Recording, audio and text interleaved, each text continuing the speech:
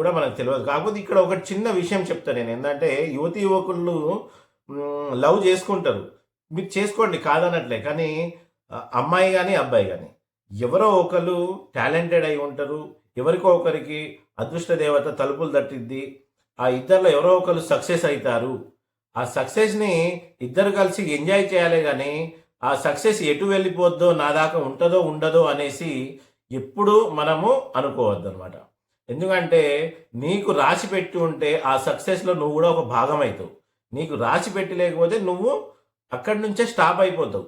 నీకు ఇంకొక సక్సెస్ నీకోసం వెయిట్ చేస్తూ ఉంటదనమాట. ఆ సక్సెస్ కోసం వెయిట్ చెయ్యి అంతేగాని, అది ఎక్కడ నాకు దొరకదో, ఇంకా అది లేకపోతే ఇక నా జీవితం ఇంతే అనేసి నువ్వు ఎప్పుడైతే ఆలోచనలో పడతావో, అప్పుడు ఇగో ఇలాంటివి జరుగుతాయన్నమాట. ఎందుకంటే ఇప్పుడు చూస్తున్నారు కదా! 24 సంవత్సరాల నుంచి ఆయనకు ఆహ్, మైండ్ అంతా దాని మీదనే. వేరే పని చేయలేడు. ఇంకా వేరే విషయాల మీద దృష్టి పెట్టలేరు. మానసిక శాంతి అనేది ఉండదు. మొత్తము అలా జరిగిపోతా ఉంటది. ఎందుకంటే ఇక్కడ ఒక కుటుంబం కాదు, 2 కుటుంబాలు మానసిక అలజడికి లోనై వాళ్ళు ఏం చేయలేక అక్కడనే స్ట్రక్ అయి ఉండిపోతారనమాట. వాళ్ళ చుట్టూ ఉన్న వాళ్ళందరూ ఎదుగుతా ఉంటే వీళ్ళు మాత్రం కిందికి పడిపోతా ఉంటారు.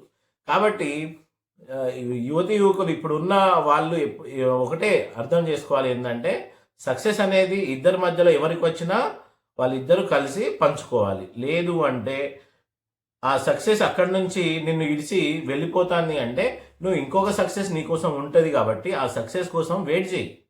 అంతేగాని దానెమ్మడే వెళ్ళాలి, ఏదో చేసేయాలి అనేసి చేస్తే మాత్రం జీవితం సంకనాగిపోద్ది కాబట్టి, ఇలాంటి వాటికి దూరంగా ఉంటూ ఇదొక ఆహ్, ఈ ప్రత్యూష సంఘటనతోనైనా ఇక ముందు ఇలాంటివి జరగకుండా ఎవరికి వారు ఈ పాఠాన్ని నేర్చుకోవాలనేసి నేను ఈ వీడియో చేయడం జరిగింది మిత్రులు.